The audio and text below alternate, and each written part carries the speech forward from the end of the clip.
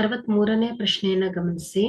ಎತ್ತರ 2.8 ಸೆಂಟಿಮೀಟರ್ ಮತ್ತು ಪಾದದ ವ್ಯಾಸ 4.2 ಸೆಂಟಿಮೀಟರ್ ಇರುವ ಘನ ಸಿಲಿಂಡರ್ನಿಂದ ಅಷ್ಟೇ ಎತ್ತರ ಮತ್ತು ಅಷ್ಟೇ ವ್ಯಾಸವನ್ನು ಹೊಂದಿರುವ ಶಂಕುವಿನ ಆಕೃತಿಯನ್ನ ಕೊರೆದು ಹೊರತೆಗೆಯಲಾಗಿದೆ.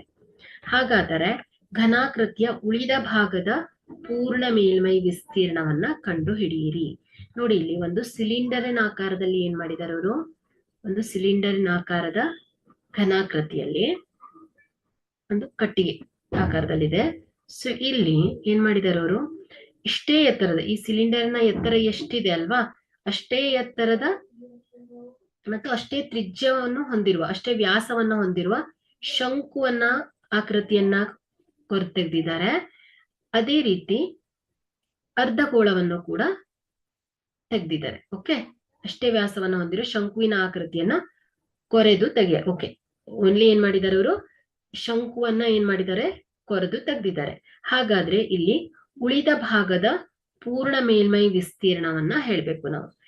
ಹಾಗಾದ್ರೆ ಇಲ್ಲಿ ನಾವೇನ್ ಮಾಡ್ಬೇಕು, ಇಲ್ಲಿ ಮೊದಲನೇದಾಗಿ ಈ ಒಂದು ಸಿಲಿಂಡರಿನ ವಿಸ್ತೀರ್ಣವನ್ನ, ಸಿಲಿಂಡರಿನ ವೃತ್ತದ ವಿಸ್ತೀರ್ಣ ಅಲ್ವಾ, ಕೆಳಭಾಗದ ವಿಸ್ತೀರ್ಣ. ಸೊ ಈ ಒಂದು ಸಿಲಿಂಡರಿನ ವೃತ್ತದ ವಿಸ್ತೀರ್ಣ ಹಾಗೂ ಸಿಲಿಂಡರಿನ ಪಾರ್ಶ್ವ ಮೇಲ್ಮೈ ವಿಸ್ತೀರ್ಣ ಮತ್ತು ಶಂಕುವಿನ ಪಾರ್ಶ್ವ ಮೇಲ್ಮೈ ವಿಸ್ತೀರ್ಣಗಳನ್ನ ಮಾಡ್ಬೇಕು. ನಂತರ ಏನ್ ಮಾಡ್ಬೇಕು, ಇಲ್ಲಿ ನಾವು ಇವುಗಳನ್ನ ಕೂಡ್ಬೇಕು. ಕೂಡಿದಾಗ ನಮ್ಗೆ ಏನ್ ಸಿಗತ್ತೆ, ಈ ಒಂದು ಘನಾಕೃತಿಯ ಉಳಿದ ಭಾಗದ ಪೂರ್ಣ ಮೇಲ್ಮೈ ವಿಸ್ತೀರ್ಣ ಸಿಗತ್ತೆ. ಓಕೆ, ಮೊದಲನೇ ಹಂತದಲ್ಲಿ ಏನ್ ಮಾಡೋಣ, ಸಿಲಿಂಡರಿನ ಎತ್ತರವನ್ನ ಬರ್ಕೊಂಡ್ರೆ, ಸಿಲಿಂಡರಿನ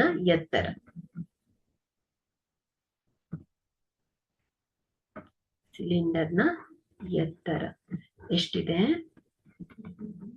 2.8 ಸೆಂಟಿಮೀಟರ್. ಅದೇ ರೀತಿ ಸಿಲಿಂಡರಿನ ವ್ಯಾಸ,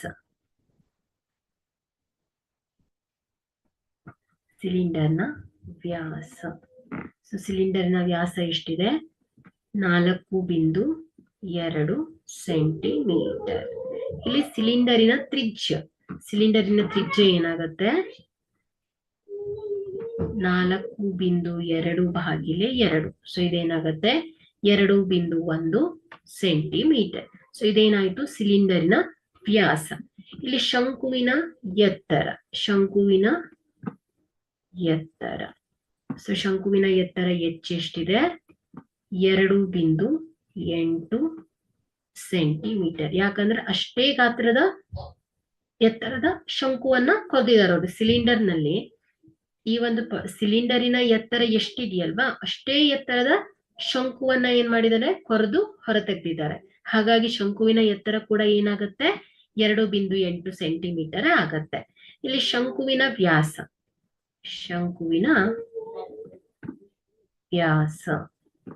ಇದು ಕೂಡ ಎಷ್ಟಿದೆ, 4.2 ಇದ್ರೆ ಇದರ ತ್ರಿಜ್ಯ ಏನಾಗತ್ತೆ,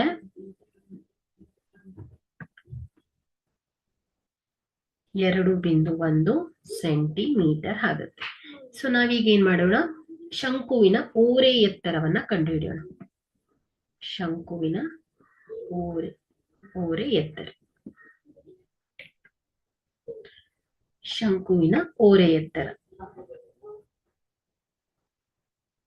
ಶಂಕುವಿನ ಓರೆ ಎತ್ತರ ಎಲ್ ಬರೋಬ್ಬರಿ ಏನಿದೆ, √r² ಅಧಿಕ್ h².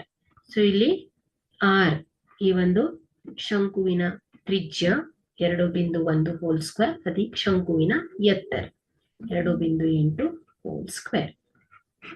ಸೊ ಇದೇನಾಗತ್ತೆ, 4.41 ಅಧಿಕ್ 2.8 ಗುಣಿಸು 2.8. ಸೊ ಇದೇನಾಗತ್ತೆ 7.84. ಸೊ ಇದು ವರ್ಗಮೂಲ. ಓಕೆ, ಸೊ ಇದೇನಾಗತ್ತೆ, ಇವುಗಳನ್ನ ಕೂಡಿದಾಗ 12, 7, 11 ಪ್ಲಸ್ 5 12.25 ವರ್ಗಮೂಲ 12.25 ಆಗುತ್ತೆ. ಸೊ ಇಲ್ಲಿ ಎಲ್ ಬರೋಬ್ಬರಿ ಎಷ್ಟು ಬರುತ್ತೆ ನಮ್ಗೆ, ಎಲ್ ಬರೋಬ್ಬರಿ 3.5 ಸೆಂಟಿಮೀಟರ್. ಸೊ ಇದೇನಾಯ್ತು, ಈ ಒಂದು ಶಂಕುವಿನ ಓರೆ ಎತ್ತರ. ಹಾಗಾದ್ರೆ ನಾವಿಲ್ಲಿ ಏನ್ ಮಾಡೋಣ, ಸಿಲಿಂಡರಿನಲ್ಲಿ ಈ ಒಂದು ವೃತ್ತದ ವಿಸ್ತೀರ್ಣ, ಅದೇ ರೀತಿ ಸಿಲಿಂಡರಿನ ಪಾರ್ಶ್ವ ಮೇಲ್ಮೈ ವಿಸ್ತೀರ್ಣ ಹಾಗೆ ಶಂಕುವಿನ ಪಾರ್ಶ್ವ ಮೇಲ್ಮೈ ವಿಸ್ತೀರ್ಣವನ್ನ ನೋಡೋಣ. ಮೊದಲನೇದಾಗಿ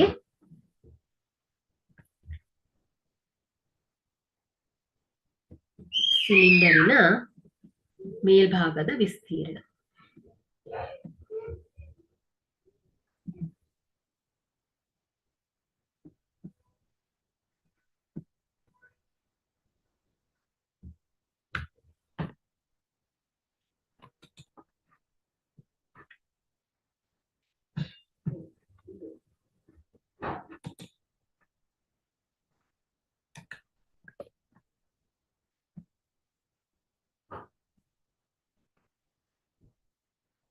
ವೃತ್ತಾಕಾರದ ಭಾಗದ ವಿಸ್ತೀರ್ಣ.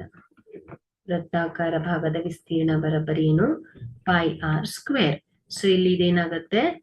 22/7 ಗುಣಿಸು ಆರ್ 2.1 ಹೋಲ್ ಸ್ಕ್ವೇರ್ ಆಗತ್ತೆ. ಸೊ ಇಲ್ಲಿ ನೋಡಿ 22/7 ಗುಣಿಸು 2.1 ಗುಣಿಸು 2.1. ಸೊ ಇದೇನಾಗತ್ತೆ? 7 1 7 0.3 2.1 ಆಗತ್ತೆ. ಸೊ ಇದೇನಾಯ್ತು? 22 ಗುಣಿಸು 0.3 ಗುಣಿಸು 2.1. ಸೊ ಇದೇನಾಗತ್ತೆ? 13.86 ಸೆಂಟಿಮೀಟರ್ ಸ್ಕ್ವೇರ್ ಆಗತ್ತೆ. ಸೊ ಇದೇನಾಯ್ತು? ಈ ಒಂದು ವೃತ್ತ ಭಾಗದ ವಿಸ್ತೀರ್ಣ. ನೆಕ್ಸ್ಟ್ ಏನ್ ಮಾಡೋಣ? ಸಿಲಿಂಡರ್ನ ಪಾರ್ಶ್ವ ಮೇಲ್ಮೈ ವಿಸ್ತೀರ್ಣ ನೋಡೋಣ. ಸಿಲಿಂಡರ್ನ ಪಾರ್ಶ್ವ ಮೇಲ್ಮೈ ವಿಸ್ತೀರ್ಣ. ಓಕೆ, ಸಿಲಿಂಡರ್ನ ಪಾರ್ಶ್ವ ಮೇಲ್ಮೈ ವಿಸ್ತೀರ್ಣದ ಸೂತ್ರ 2πRh. ಸೊ ಇಲ್ಲಿ ನೋಡಿ 2 ಗುಣಿಸು 22/7 ಗುಣಿಸು 2.1 r ಗುಣಿಸು h ಸಿಲಿಂಡರಿನ ಎತ್ತರ 2.8. ಓಕೆ, ಸೊ ಇಲ್ಲಿ 7 1 7 0.3 ಏನಾಗುತ್ತೆ? 2.1 ಆಗುತ್ತೆ. ಸೊ ಇಲ್ಲಿ ನೋಡಿ 22 ಗುಣಿಸು 2 ಮಾಡಿದಾಗ 44 ಗುಣಿಸು 0.3 ಗುಣಿಸು 2.8. ಸೊ ಇದನ್ನ ಗುಣಿಸಿದಾಗ 44 ಗುಣಿಸು 0.3 ಮಾಡಿದಾಗ ಎಷ್ಟು ಸಿಗತ್ತೆ? 13.2 ಗುಣಿಸು 2.8. ಸೊ ಇವುಗಳನ್ನ ಗುಣಿಸಿದಾಗ 36.96 ಸೆಂಟಿಮೀಟರ್ ಸ್ಕ್ವೇರ್ ಆಗತ್ತೆ. ಸೊ ಇದೇನಾಯ್ತು? ಸಿಲಿಂಡರಿನ ಪಾರ್ಶ್ವ ಮೇಲ್ಮೈ ವಿಸ್ತೀರ್ಣ. ಈಗ ನಾವೇನ್ ಮಾಡೋಣ? ಶಂಕುವಿನ ಪಾರ್ಶ್ವ ಮೇಲ್ಮೈ ವಿಸ್ತೀರ್ಣವನ್ನ ನೋಡೋಣ. ಶಂಕುವಿನ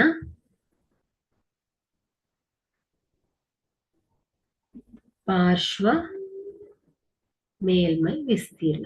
ಶಂಕುವಿನ ಪಾರ್ಶ್ವ ಮೇಲ್ಮೈ ವಿಸ್ತೀರ್ಣದ ಸೂತ್ರ πRL. ಸೊ ಇದೇನಾಗತ್ತೆ? 22/7 ಗುಣಿಸು 2.1 ಗುಣಿಸು ಎಲ್ ಎಷ್ಟಿದೆ? 3.5. ಈ ಒಂದು ಶಂಕುವಿನ ಓರೆ ಎತ್ತರ. ಸೊ ಇದೇನಾಗುತ್ತೆ? 7 1 7 ಸೊ ಇಲ್ಲಿ 0.3. ಸೊ ಇದೇನಾಗುತ್ತೆ? 22 ಗುಣಿಸು 0.3 ಗುಣಿಸು 3.5. ಸೊ ಇವುಗಳನ್ನ 22 ಗುಣಿಸು 0.3 ಮಾಡಿದಾಗ 6.6 ಗುಣಿಸು 3.5. ಸೊ ಇದೇನಾಗತ್ತೆ? 23.10 centimetre square. ಸೊ ಇದೇನಾಗತ್ತೆ? ಈ ಒಂದು ಶಂಕುವಿನ ಪಾರ್ಶ್ವ ಮೇಲ್ಮೈ ವಿಸ್ತೀರ್ಣ. ಪಾರ್ಶ್ವ ಮೇಲ್ಮೈ ವಿಸ್ತೀರ್ಣ. ಸೊ ನಮ್ಗೆ ಈಗ ಏನ್ ಬೇಕು? ಉಳಿದ ಭಾಗದ ಪೂರ್ಣ ಮೇಲ್ಮೈ ವಿಸ್ತೀರ್ಣ ಬೇಕು ಅಲ್ವಾ? ಸೊ ಉಳಿದ ಭಾಗದ ಪೂರ್ಣ ಮೇಲ್ಮೈ ವಿಸ್ತೀರ್ಣ ಅಂದ್ರೆ ಏನಾಗುತ್ತೆ?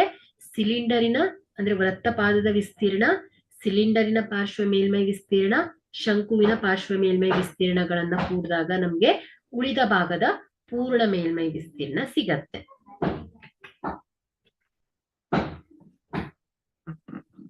ಉಳಿದ ಭಾಗದ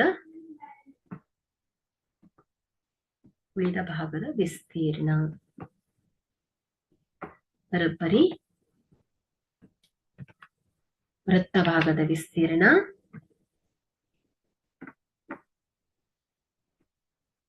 ಅಧಿಕ್ ಸಿಲಿಂಡರಿನ ಪಾರ್ಶ್ವ ಮೇಲ್ಮೈ ವಿಸ್ತೀರ್ಣ ಅಧಿಕ್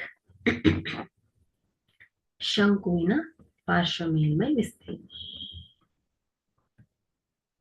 ಇದೇನಾಗುತ್ತೆ, ವೃತ್ತ ಭಾಗದ ವಿಸ್ತೀರ್ಣ 13.86 ಅಧಿಕ್ ಸಿಲಿಂಡರಿನ ಪಾರ್ಶ್ವ ಮೇಲ್ಮೈ ವಿಸ್ತೀರ್ಣ 36.96 ಅಧಿಕ್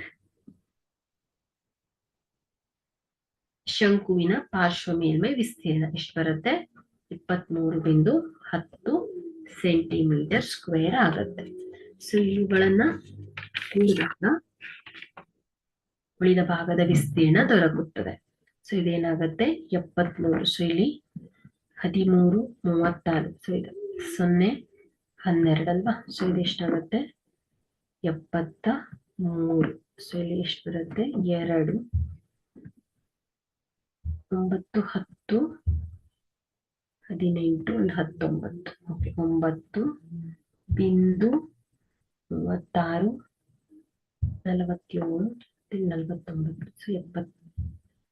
49.